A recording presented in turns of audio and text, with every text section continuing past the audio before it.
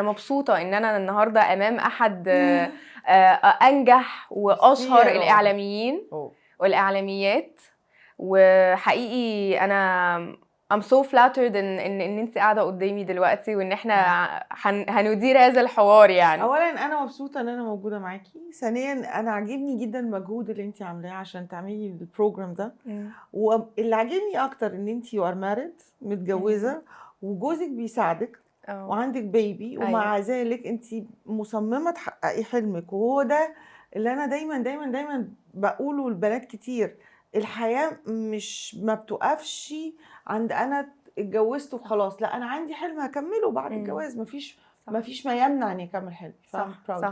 ثانك يو. دي شهاده اعتز بيها جدا. وبصراحه زي ما بتقولي انا بصراحه ما كنتش عايزه اكتفي بان انا بس زوجه او ام فقط. والنهارده كل البنات برضو اظن كتير، يعني مش كتير من البنات مش مكتفيين بس بكوني ان انا ابقى بس متجوزه وان انا ابقى بس الجيل بتاعكم دلوقتي لكن في جيل مطحون، في جيل قبليكوا بشويه لا اتطحن حياته مش رفاهيه، يعني لقت نفسها مخلفه عيلين او عيل وبعدين جوزها طلقها فهي مسؤوله عن الولاد. لا في جيل مطحون احلامه مؤجله. انت بتتكلمي عن ده من تجربه شخصيه؟ لا انا زيك، انا واحده من الجيل اللي قررت اني استفيد من التجربه الشخصيه الانفصالي وطلاقي، بان انا دي مش نهايه الدنيا. انا لسه صغيره، من حقي ان انا انجح ومن حقي اني اعمل كارير. ايه هو الكارير؟ انا ما كنتش اعرف. يعني ما اقدرش اقول لك ان انا طول عمري احلم ان يكون مذيع، انا عمري ما حلمت ان يكون مذيع، وعمري ما حلمت ان يكون مشهور. عمري مش في دماغي، مش في ثقافتنا في العيله، ما عنديش نوعيه العلاقات دي. لما جات لي الاوبورتيونيتي والواسطه اللي انا اقدر اقابل بيها استاذ سهيل الاتربي بعد انفصالي وعندي بنوته، فقررت اني اتس اباوت تايم اني ابقى ارسم نفسي خط. ايه هو الخط؟ انا لسه لغايه دلوقتي ما اعرفوش برضه، وانا رايحه اقابلها انا ما كنتش اعرف ايه خطوطي، ما كنتش اعرف انا ايه حدودي، ما كنتش اعرف انا ممكن انجح في ايه وممكن ما انجحش في ايه، ما كنتش اعرف انا شاطره ولا لا. لما جالي الشغل، وده كان من اصعب الحاجات اللي ممكن اي حد يتخيلها، كونك تتعيني في التلفزيون المصري. دي من الحاجات الصعبه، زي بالظبط بتقولك ايه، عايزه ابقى سفير. فاهمه؟ نفسي اكون سفيره نفس الصعوبه. لما دخلنا التلفزيون هنا ابتدت حياتي تنور، هنا ابتدت الحياه تختلف، هنا ابتدت الحياه تقول انتي مش في جنينه، وانتي مش في مكتب وبتشتغلي موظفه اداريه، انتي قدام جهاز ما بيعملش لينك غير مع اللي عنده الموهبه. فكان لازم الاول اعرف انا عندي الموهبه ولا لا. فاتمرنا وتعلمنا، وقفنا قدام الكاميرا. لما لقيت الفيدباك بتاع الناس ان انتي ضحكتك حلو، احنا عارفينك من مش انتي اللي بتقدمي مسلسل الربط، ابتديت احس ان يعني مش كتير من المذيعات المبتدئات اللي ممكن حد يقفهم في الشارع يقول لهم انا شفتك كنتي بتقدمي مسلسل. فاهمه؟ هنا انا خدت الخط، وهنا قررت انا كنت داخله المبنى دي وانا مش عارفه انا ايه الطريق بتاعي، انا منوعات ولا اجتماعي ولا اخبار، هو انا انجح، انا ينفع اقف قدام الكاميرا واكلمها. لما جربت طبعا كان رعب، مش هحكي لك التجربه الاولانيه لان اعتقد انا قلتها كتير، لان دي كانت اصعب حاجه في الدنيا، انك تكلمي كاميرا بتكلم ملايين، سواء بقى وكان تلفزيون مصري ما كانش فيه محطات تانية.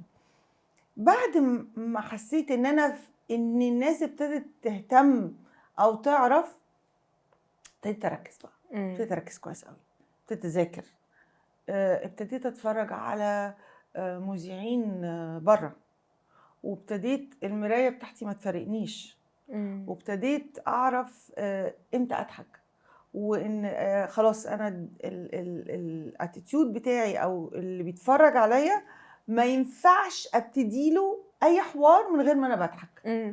فاصبح اللينك اللي بيني وبين الجمهور اللي ورا الكاميرا هي ضحكتي. فابتديت اتعامل مع هذا الاساس، وابتدت بقى الايام تجري واخدنا فرص ونجحنا.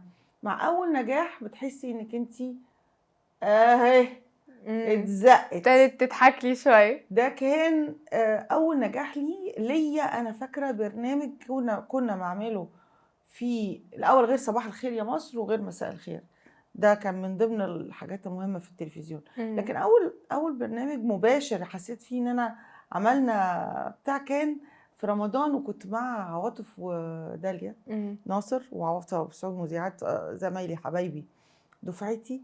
كان 3 في 3 تقريبا، كان اسمه 3 في 3. وعملنا بقى البومينج. بعد البومينج ده عملنا برنامج تاني في رمضان وكسر الدنيا برضو. بعد كده جالي سكوت هنغني.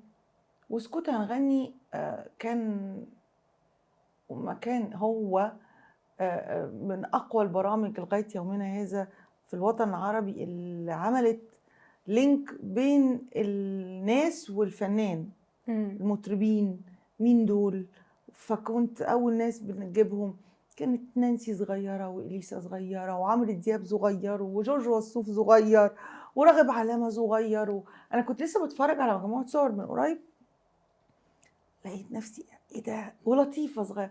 قابلت ناس كتير جدا، وكل الذكريات ظهرت مرة واحدة لما شفت الصور دي. هنا عملنا بومينج، وهنا ابتدت شخصيتي تظهر.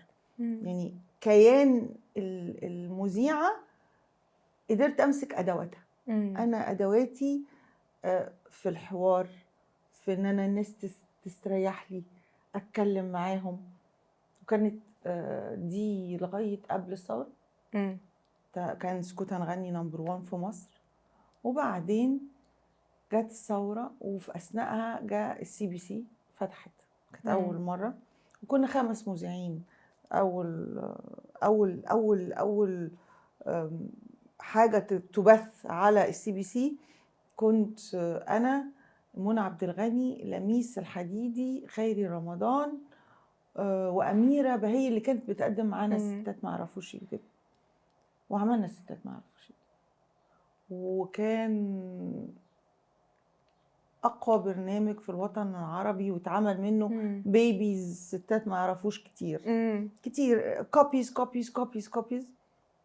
بس السر ورا نجاح البرنامج ده كان ان احنا ما كناش بنمثل كمذيعين. يعني احنا كنا قاعدين بنتكلم، كل واحد فينا كانت بتحكي مشكلتها، كل واحد فينا كانت بتاخد جزء من حياتها الشخصيه وتتكلم عليه، فده نجح. بعد ما سبت الCBC وسبت ستات ما عرفوش يكذبوا، وجيت عملت الستات، هنا اتحطيت خلاص. انا عرفت ان انا الناس they trust me. الحمد لله انا اهل ثقه لناس كتير.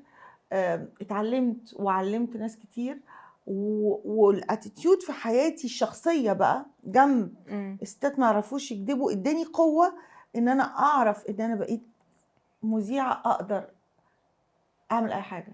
فنجاح الستات ظهر وما زال موجود على الشاشه. ده باختصار سنين، طبعا سنين نجاح. فيعني كويس ان احنا اصلا عرفنا نلخصها في هذه الدقائق القليله. بس انا كنت عايزه اسالك عن النقطه الفاصله في حياتك، موقف كده مثلا كان فاصل ومعلم معاكي.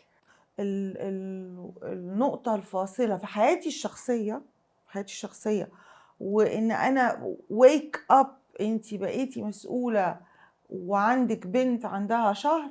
كان يوم ما انا عرفت ان طليقي مشي وساب البلد. دي كانت النقطة الفارقة في حياتي الشخصية، ان خلاص مفيش دلع، مفيش حد هنعتمد على حد. انتي المسؤولة، مسؤولية واضحة وصريحة لتربية البنت اللي موجودة، اللي هي دلوقتي بقت 26 سنة، خلصت سايكولوجي في الجامعة البريطانية، بتعمل ماسترز في كلينيكال سايكولوجي في دبي. دي نقطة فاصلة. النقطة الفاصلة في حياتي الشخصية، في حياتي العملية، كان قبل ما أعمل سكوت هنغني. لما أنا حكيت الحكاية دي قبل كده، لما رئيسة التلفزيون بنفسها قالت لي أنت لا تصلحي إنك تكوني مذيعة سكوت هنغني. ده كان مدح ولا ذم؟ لا كان ذم. دي كانت النقطه الفاصله. قررتي ايه بقى وقتها؟ والله انا قفلت او مشيت من عندها وانا عارفه احساسي ان انا ممكن ابقى حاجه، بس ادواتي مش موجوده في ايدي. ما انت رئيسه التلفزيون، الا ان ظهروا اللي كان منتج البرنامج ده كانت وكاله الاهرام للاعلان، وكان ساعتها وكاله الاهرام للاعلان ايجنسي من اقوى واكبر الايجنسي، مفيش زيها في مصر يعني. هم اللي اخذوا على عاتقهم انهم ينتجوا البرنامج ده بيا. فكان ده البريك ثرو بتاعي. ايه اللي خلاكي تفضلي مكمله وفي ناس بتقطم فيكي وتقول لك كلام زي كده؟ ان انا ناجحه، ان انا ايه الدافع؟ بس الواحد ساعات بيشك كده في نفسه للحظه، ولا ما كانش بيثورك الشكوك دي ابدا؟ مش عارفه هتتفهم غرور ولا لا. بس انك تنجحي في التلفزيون المصري وتبتدي يبقى ليكي لينك مع الجمهور، انتي مش محتاجه حاجه تانية. انتي تخطيتي ملايين وملايين من الاميال اللي ممكن كانت تقف في طريقك. فانا عمري ما شكيت، لان اني انجح واني اخش التلفزيون المصري وابقى في القناه الاولى، ده معناه ان انا مش مذيعه اي كلام.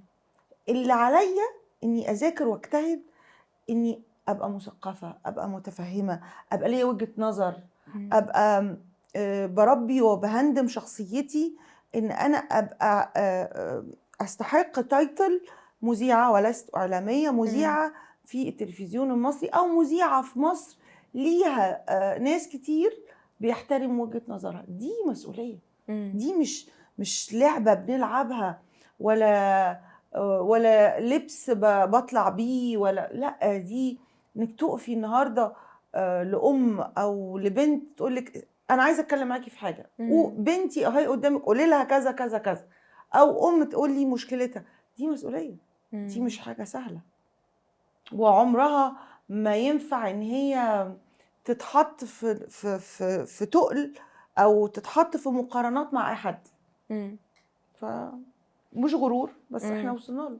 يمكن ده يكون سبب النجاح، ان الواحد يبقى مؤمن بنفسه قوي، ان انا صريح وعارف هو عايز ايه. يعني انت قدام انك تكوني مذيعه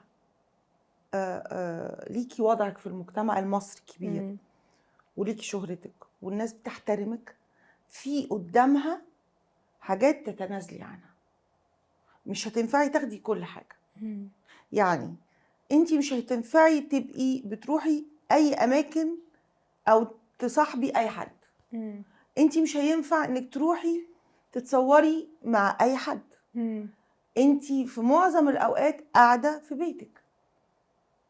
انت في معظم الاوقات بتشوفي بنتك محتاجه ايه بعد الظهر، او قاعده مع اصحابك كلوز، لان في المقابل ده في اسم بيتبني، في شخصيه بتتعمل، في احترام جايلك من الناحيه التانيه من مشاهدين بالملايين. فده قدام ده. يعني لازم تقفلي على نفسك، لازم تعملي كومبرومايز، لازم تختاري انت عايزه ايه. انت عايزه تكوني المشهوره على السوشيال ميديا وتطلعي ترقصي، ولا عايزه تبقي بتطلعي ترقصي على السوشيال ميديا والناس تحب تتفرج عليكي وتقولك ايه دي يعني مفيده بترقص على دي راجل بيرقص، او ايه ده مش مصدقه دي بتفك عن نفسها. في فرق كبير. في فرق كبير في الاتيتيود وفي الطريقه وفي الوقت. يعني زمان انا ما كنتش اعمل كده. ليه؟ لان كان يتاخد عليا ان انا اي كلام.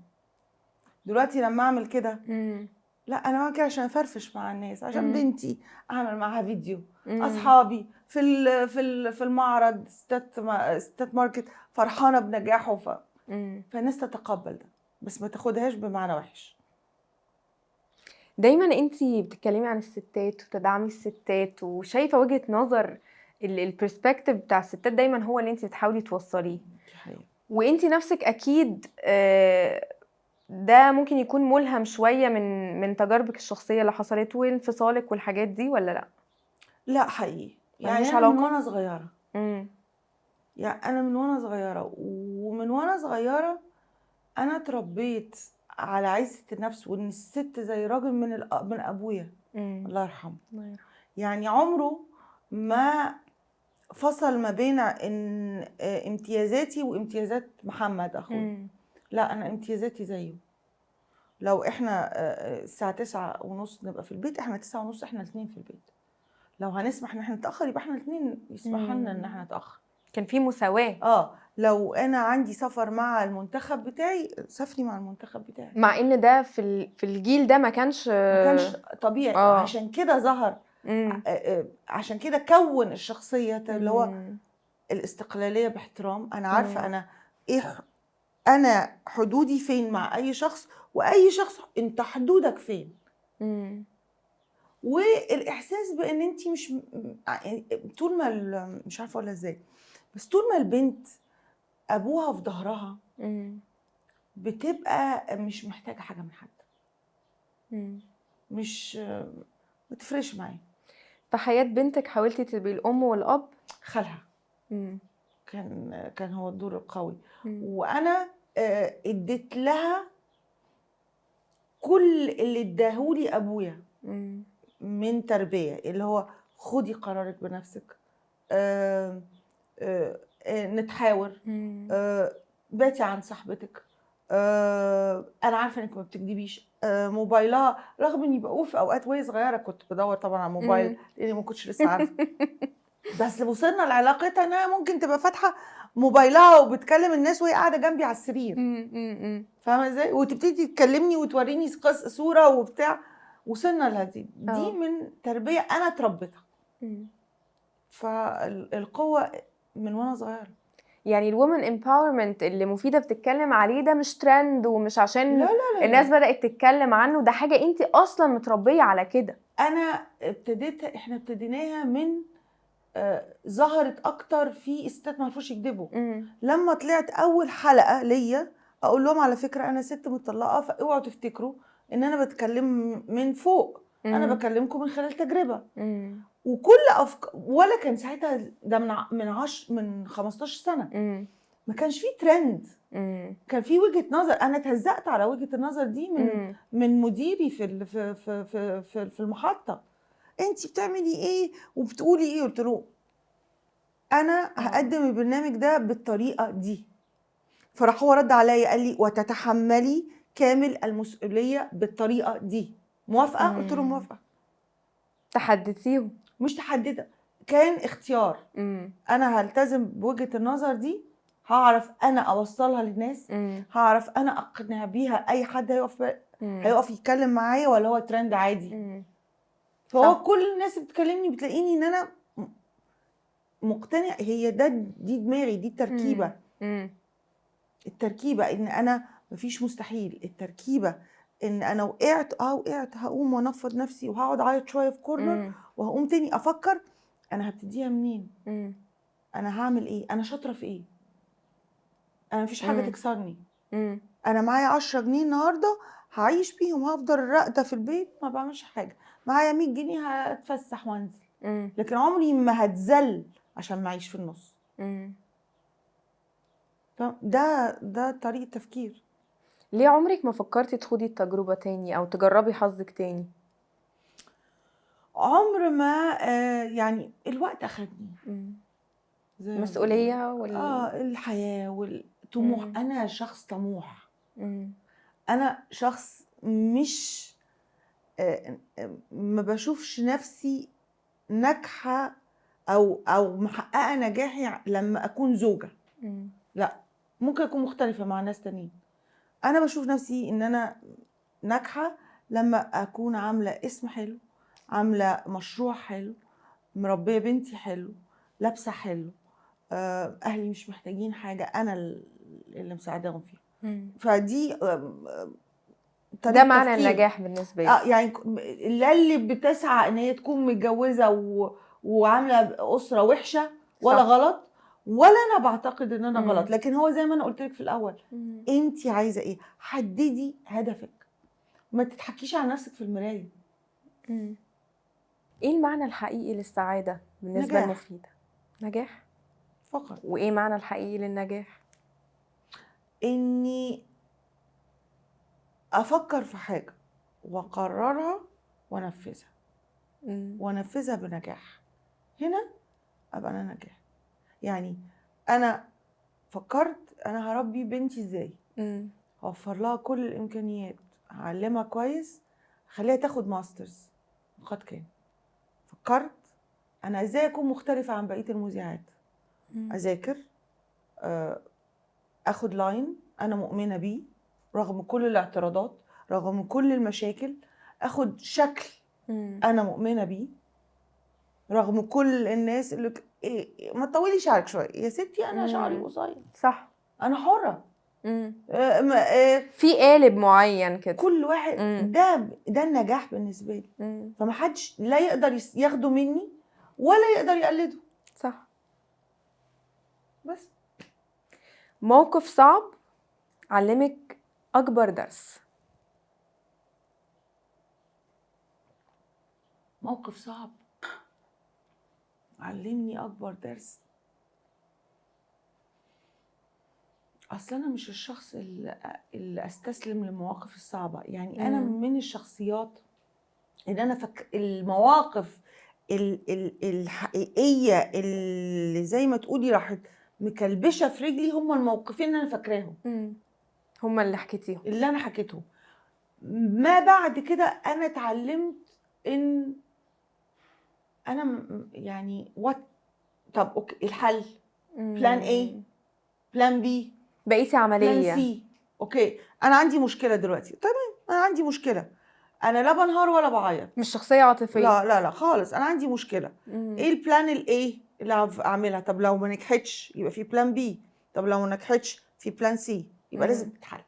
فما بقاش عندي بعد الموقفين الكبار، لان انا بعتبرهم دول حجر الاساس في تكوين شخصيتي اكتر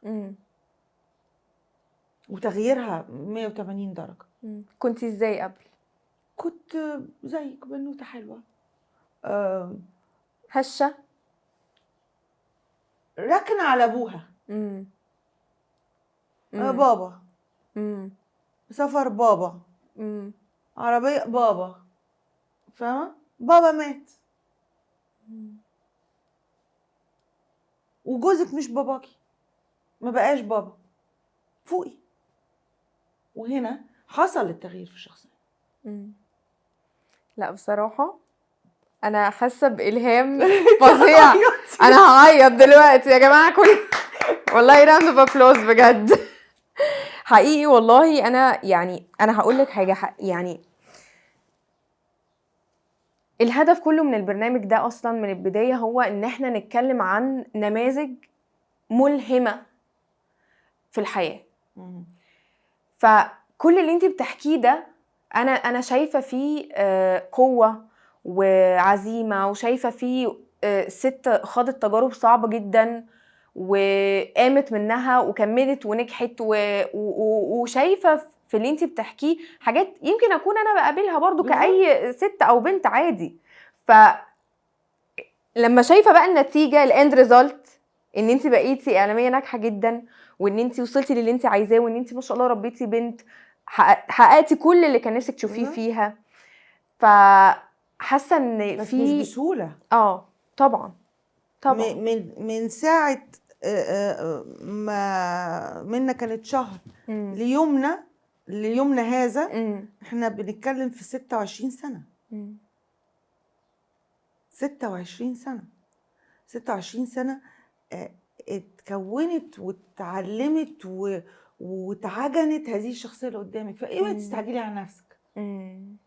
لكن اللي انا عايزه اوصله لكل بنت بتتفرج ان عمر ما المشكله مصيبه. انا المشكله هي درس انا لازم اتعلم منه. احنا لازم نبص بعد كده كستات وكبنات ان يا لهوي انا عندي مصيبه، لا انا عندي مصيبه فكري، مش يا لهوي انا دلوقتي ما عنديش دخل، فكر. احنا بنتعلم من اخطائنا، مش بنخبي اخطائنا في الدرج وما بنعترفش بيها. وكل واحد ذكي اتعلم من اخطائه بقى شخص، بقى حاجه. مفيش حد ناجح في حياته العمليه الا حضن اخطائه، مم. واتباهى بيها كمان. حضن اخطائه. وعشان تحضني الحضن ده بتاخدي الحاجه جواكي جدا فتحسي بيها، فتتعلمي منها، لكن ما خبيتهاش وما اتكلمتش عنها فجالي مرض نفسي، فابتديت اروح للدكتور وابتديت اخد بيلز وابتديت ما اعملش اي حاجه.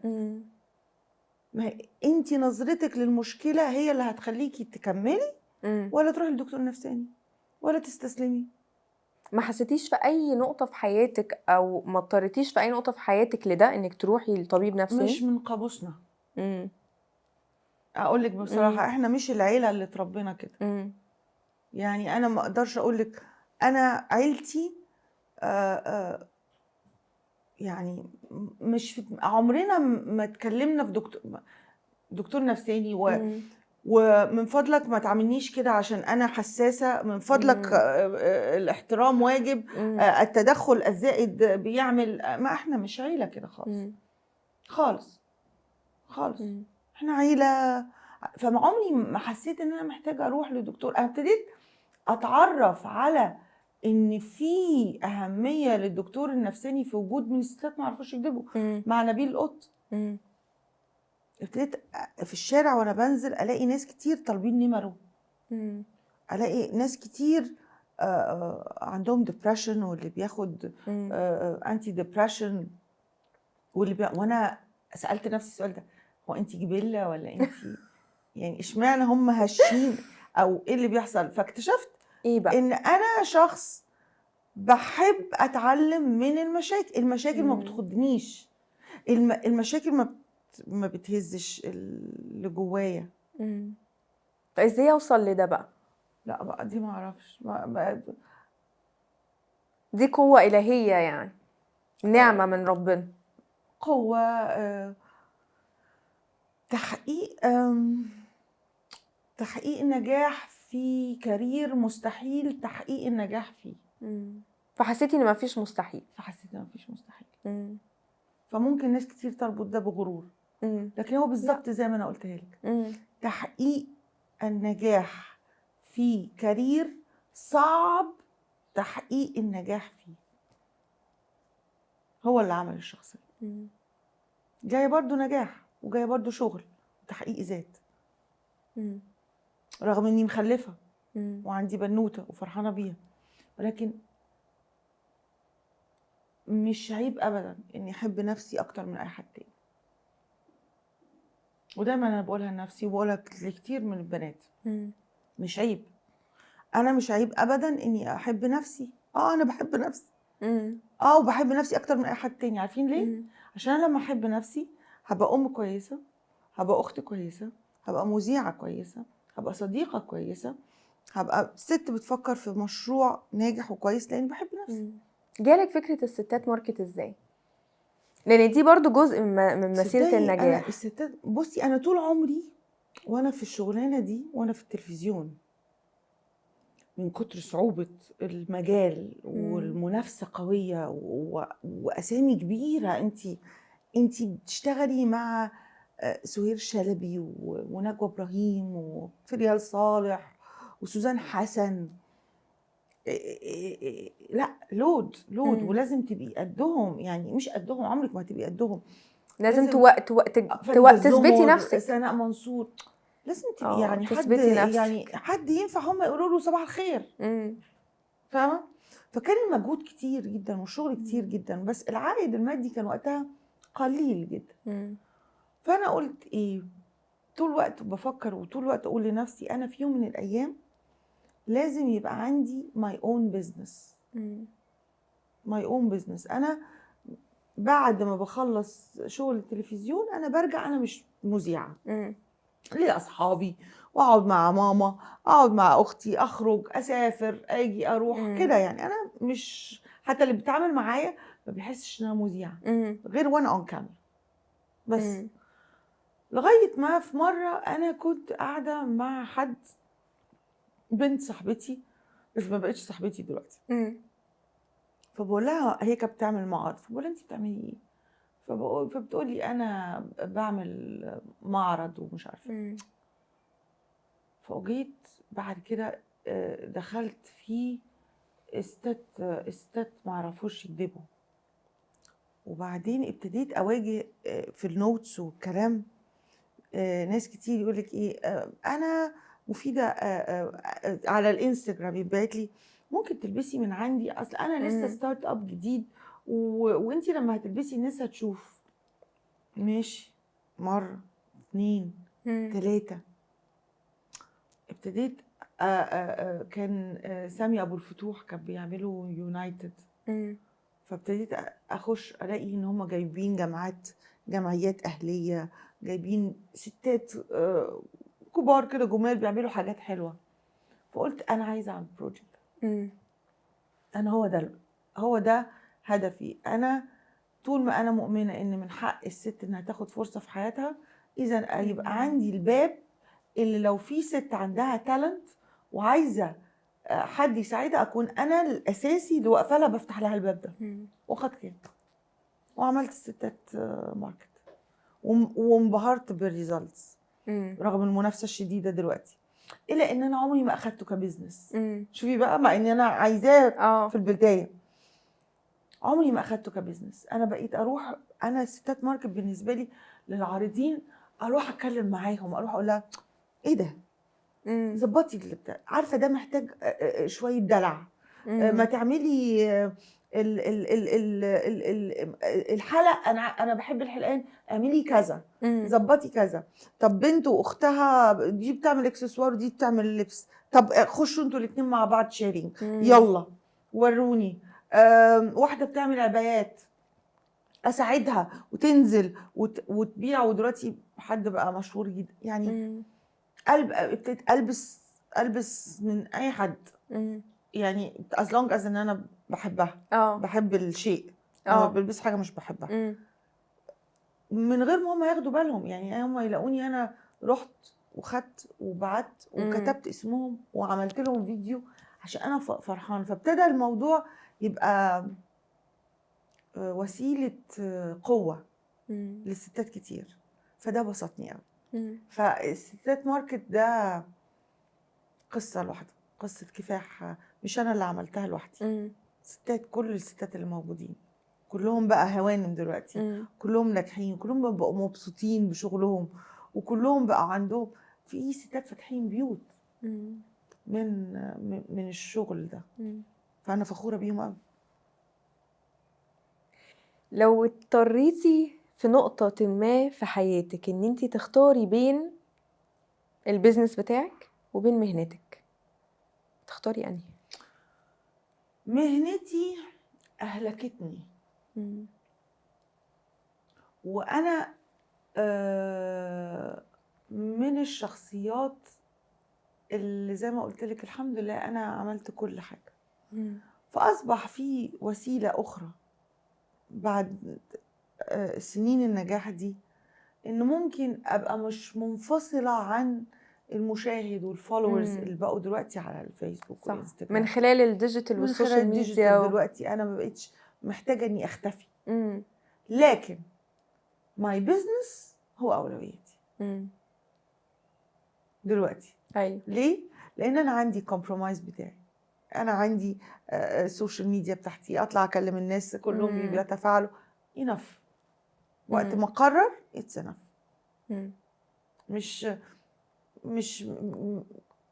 مش محتاجه اكتر من كده to prove myself. يعني I've already done it. ايوه.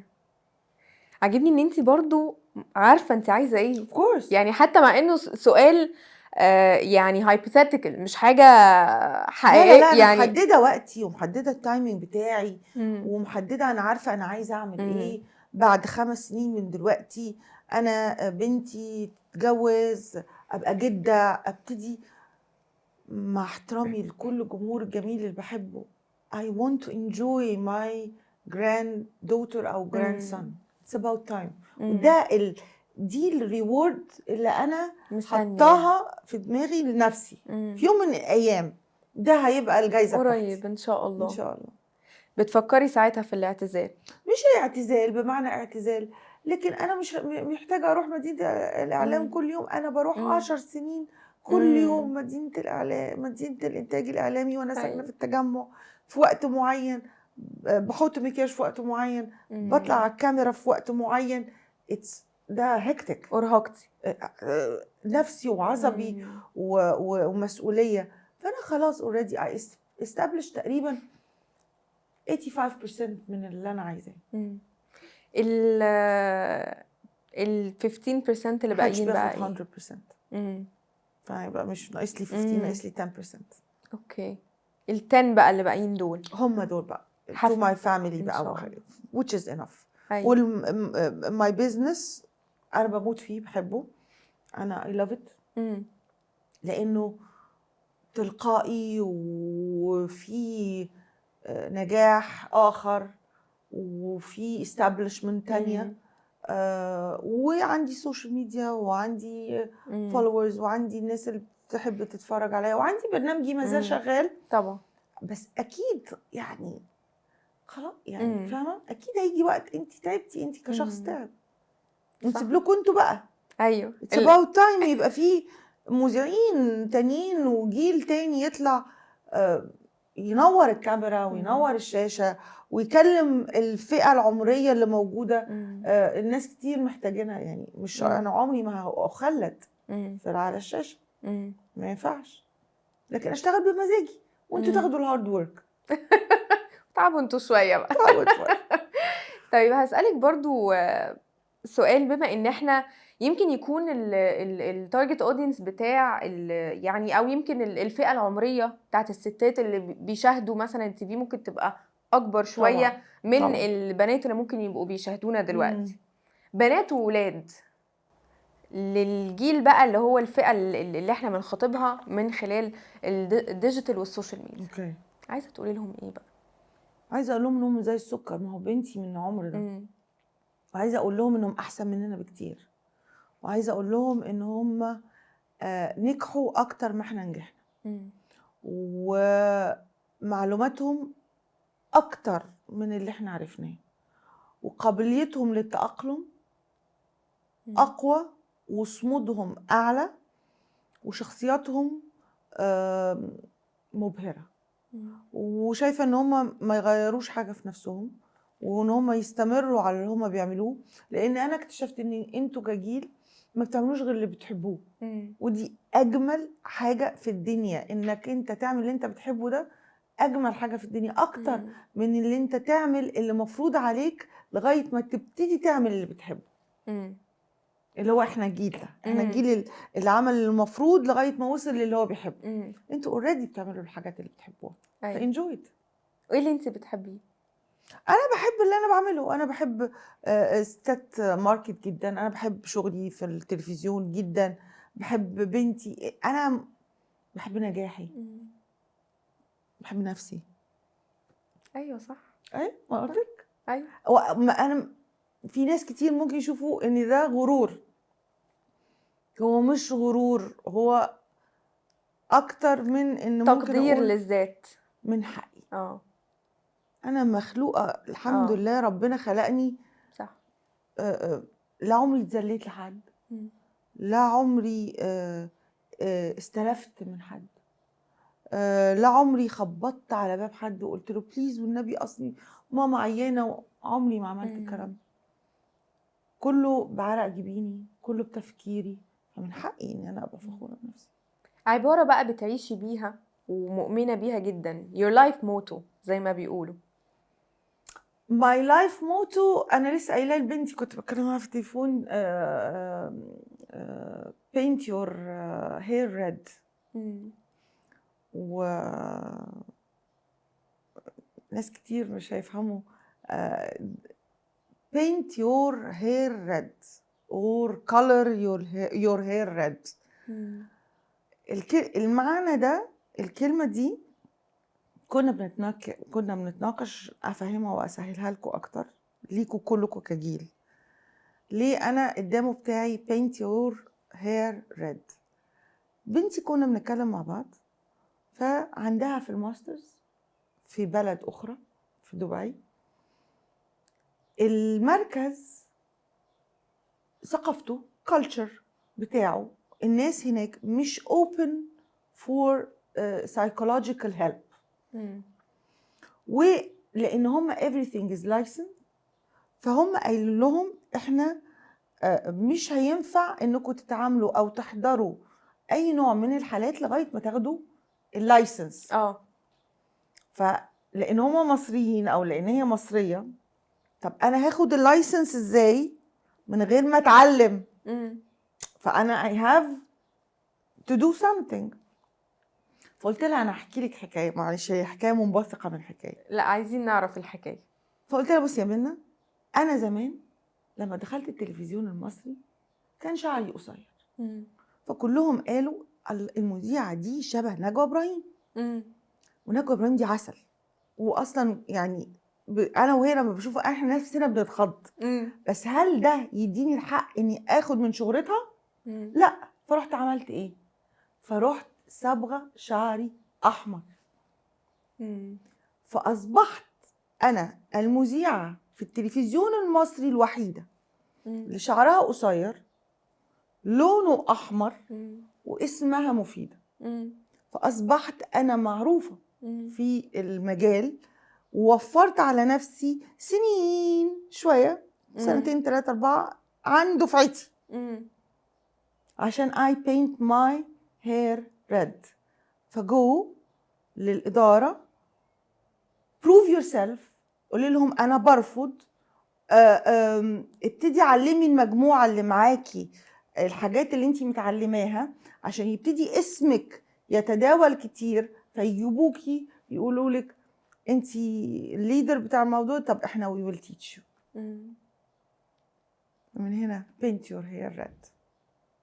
دايما في اي مجال اي حد فيكم عايز يوصل له لازم يفكر out of the box.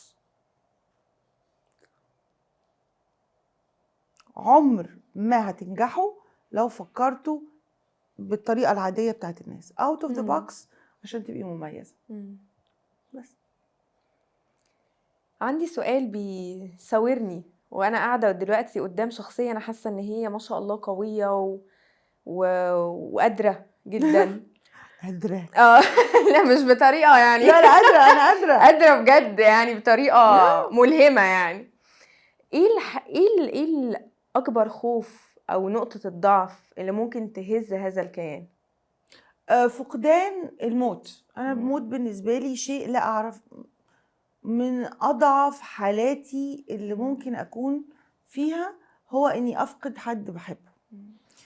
ليا طقوس مقرفة لأي حد يشوفها يقول الست دي مجنونة. ايه بقى الطقوس؟ بنسحب. يعني أنا الموت بالنسبة لي أنا مؤمنة بيه، وعارفة إنه الموت علينا حق. ولكن أنا لما بفقد صديق وحصل فعلا، بنسحب من حياة المقربين لي اللي أنا كنت بشوفهم كل يوم. بنسحب تماما، وكأن أنا ما كنتش أعرف الراجل اللي نزل أو الست اللي نزلت، من كتر ما أنا عندي مشكلة في إحساسي بأن أنا فقدت، فما بتعاملش غير بالنسيان. خلاص هو توفى أو هي توفت وده قضاء ربنا، بس أنا مش عايزة أشوف أي حاجة من المقربين اللي كانوا يمثلوا الصورة أو بيفكروني بهذا الشخص. فده من أكتر الحاجات. الفقدان من أكتر الحاجات اللي ما بعرفش أتعامل معاها. يعني بتلاقيني انزويت لدرجة الناس يقولوا دي مجنونة، دي مش مفروض تحضر 40، طب تحضر 50، طب تشوف أهل المتوفي، طب تسأل. أنا ولا كأني موجودة. انت عملتي كده في والدك؟ والدي وصاحبتي أنتيم، وصاحبي الأنتيم نفس الفكرة، انسحاب تام. بيزعلوا بقى الأهل والقرايب. الآخرين اللي ما بيبقوش شايفين بيبقوا بيزعلوا، لكن اللي فاهميني لا ما دي أنا مش عارفه اتعامل يعني. مم. انا مش الشخص اللي ينفع اروح احضر 40 مم. 50. يعني انا اقول البقاء لله، اروح العزاء وما اشوفينيش تاني لو الشخص مهم بالنسبه لي. مم. لو مش مهم بالنسبه لي، او لو مش قريب مني، لو مش متأثرة يعني. لو مش ممثل لي إن المشكله اللي عندي، لا بحضر وبجامل وما تنزوي عليش يا اختي والبقاء لله وربنا كريم. لكن اللي يهمني بفقد الكونكشن. بس ده يعني ما بتحبيش تواجهي مشاعرك؟ لا في الحته دي، بس مش في العموم. مش مواجهه مشاعري. انا ما بحبش احس ان انا فقدته. خلاص مش هتواجهي الواقع اصلا. فانا لو شفت بنتها هتأثر. انا لو كلمت مامة مثلا الانتيم بتاعي هفتكر. فانا ببان قدامهم ان انا مقصرة. بس في حقيقة الامر هي طريقتي في للتأقلم للمعالجة بتاعت شيء انا مش عارفة اتعامل معاه غير كده. يعني هي دي نقطة الضعف الوحيدة. واظن لاي بني ادم. وممكن يكون دي من وجهة نظري، لكن في ناس تانيين ممكن يبقوا شايفين فيا نقط ضعف تاني، بس انا ما بتفرقش معايا.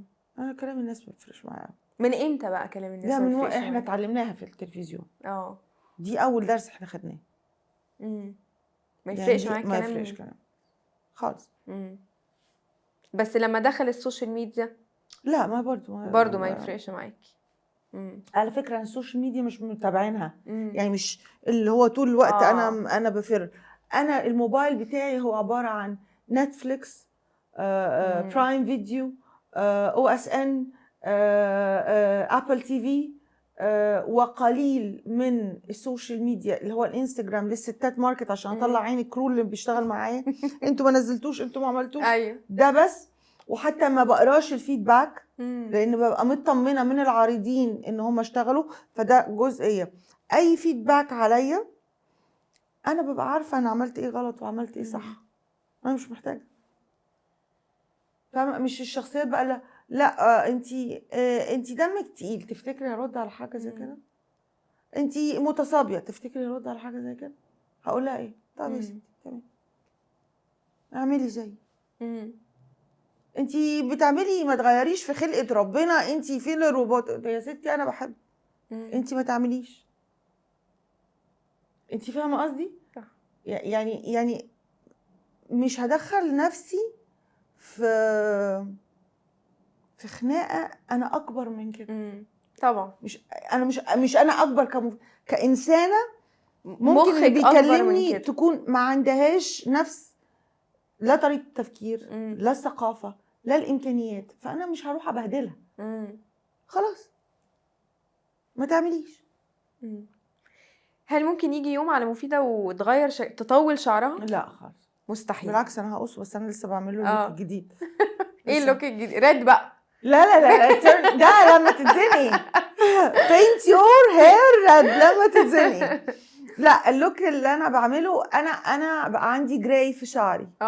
خلاص فعايزه يبقى فيه I love the gray color. Wow. I love the gray incredible. color. فقررت ان this is the gray بتاع شعري الحقيقي. هتحطي الجراي اللي مش حقيقي. هشيل كل اللون، بقصه كل شويه.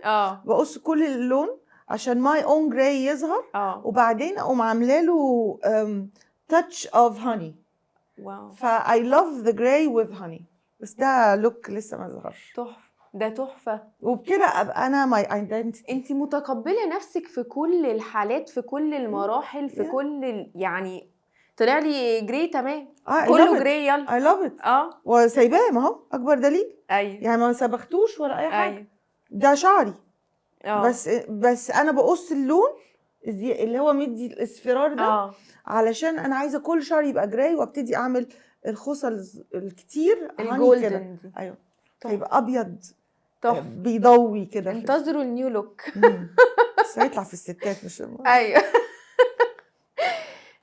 مسيره التلفزيون اكيد كانت مختلفه تماما عن الراديو. بصي انا طول عمري بحب اجرب، يعني انا مذيعه شاطره في التلفزيون. والتلفزيون، مذيعه التلفزيون في ادوات، ايديها، جسمها، وشها، لبسها، في ادوات معايا. مذيعه الراديو ملهاش ادوات غير صوتها. فلما كنت هموت واجرب، نفسي مغامره جدا. المهم سبحان الله جالي الاوفر من راديو النيل.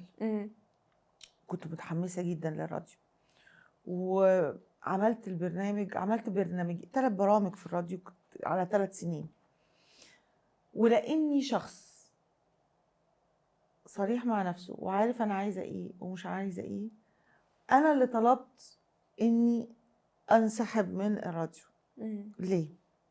على قد ما التجربه حلوه، لكن للراديو عاشقين. مذيعات الراديو ليكم مني كل التحيه، هم مميزين في الحته دي. انا ما بعرفش اشتغل غير بادواتي. فلما تبقي قاعده في اوضه مقفوله وقدامك مايك، انا بحب انا انكش الناس اللي قدامي. حتى اتعلمت انكش الناس اللي في الكاميرا. يعني بالنسبه لي ابقى قاعديني في اوضه لوحدي وقدامي كاميرا باللبلب، ما عنديش اي مشكله. قعديني في اوضه لوحدي وقدامي مايك، ازهق. مع ان ده يعني ده طول، ده جهاز وده جهاز برضه. ازهق. ما بحس بيبقى اللي سامعاه اكتر سكوت الاوضه. رغم ان هو ناجح جدا والناس حابه صوتي وبتتفاعل معايا وانا حابه التجربه، بس حسيت ان ممكن في مكاني ده حد يبقى اشطر مني واحسن مني يقدم النوعيه دي من البرامج، فانسحبت. وايه رايك في البودكاست بقى اللي طالعه والترند اللي طالع جديد للبودكاست؟ بصي مش كل البودكاست ظريفه.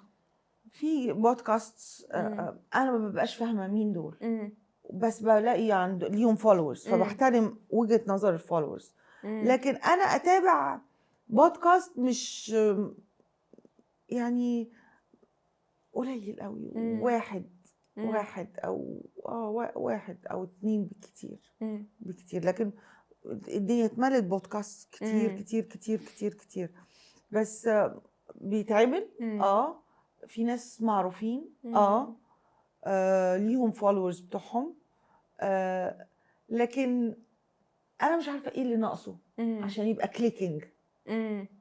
في حاجه مش راكبه في كل اللي بتفرج، في حاجه ناقصه عشان البودكاست ده يبقى كليك. ودي ثقافه لسه انا ما اتعلمتهاش، لان ده بالنسبه لي السوشيال ميديا ده حاجه جديده.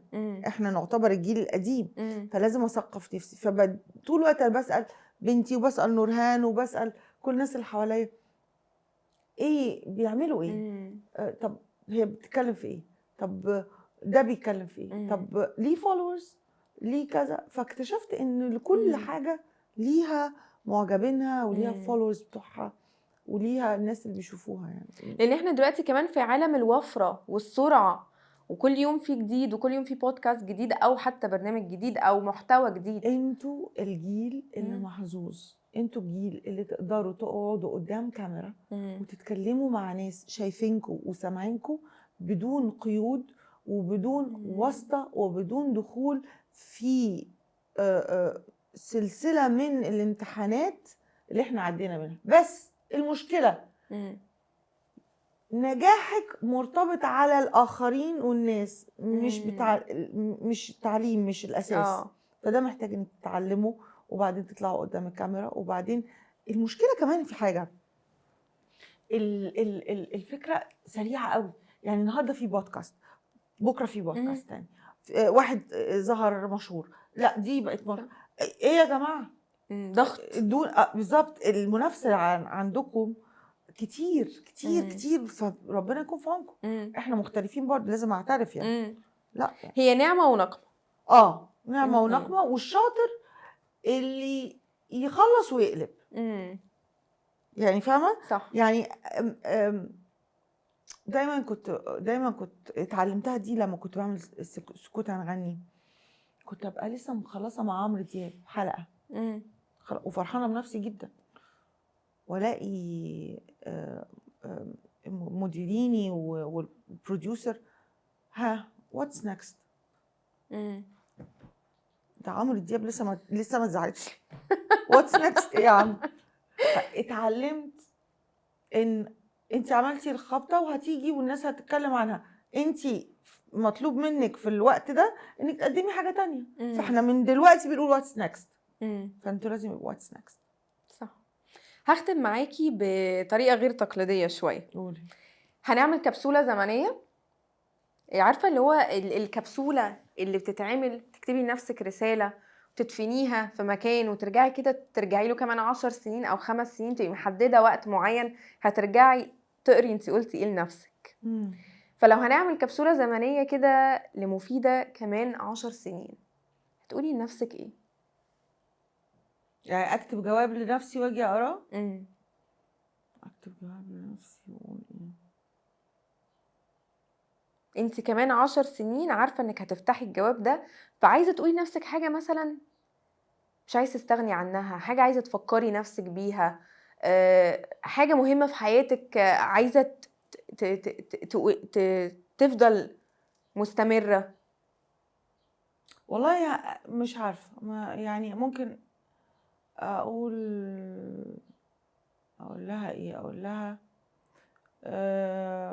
معنى انك بتقري الجواب ده دلوقتي هو ان انتي اصبحتي جدة و... و... وقاعدة في حتة حلوة ومحققة نجاحك، فبرافو عليكي، استمتعي. دي حقيقة. بس كده نبقى ختمنا حلقتنا النهارده. بجد شكرا قوي انك كنتي معانا، سعدت جدا. انا مبسوطه بيكي، زي ما قلت لك في اول الحلقه، مبسوطه جدا باصرارك على انك تاخدي وقت مع المحافظه على اللي انت محققاه، ودي نقطه مهمه جدا. انت محققه الحياه والاسره والبيت، ومش سايبه انت نفسك تعملي ايه، وهنا انا احييكي عليه. شكرا. كل سنه وانت طيبه. وانتي طيبه ورمضان كريم يا رب. الله اكرم حبيبتي. مبسوطه قوي انك معانا النهارده. ثانك يو وكل سنه وانتم طيبين.